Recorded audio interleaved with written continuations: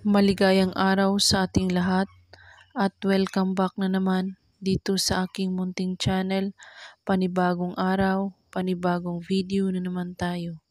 Sa araw na ito ay may ituturo ako sa inyo na simpleng gabay at simpleng pamamaraan.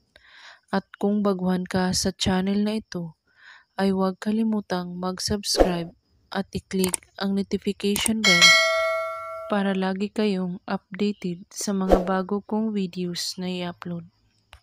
Hiwalayin sila gamit lang ang isang basong tubig. Niluloko ka ba ng inyong partner at humanap siya ng iba? At gusto mo ba na sila ay maghihiwalay agad-agad? Narito ang pwede mong gagawin para maghihiwalay sila agad-agad. Kumuha ka ng isang basong tubig at asin.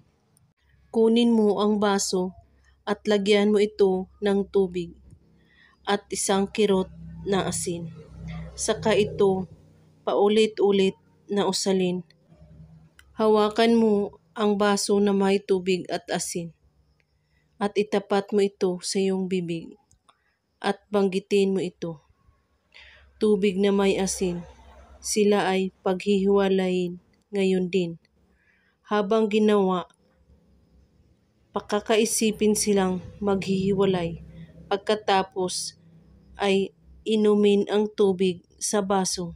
Kailangan walang matitira nito kahit patak lamang. At sa madaling panahon, sila ay maghihiwalay.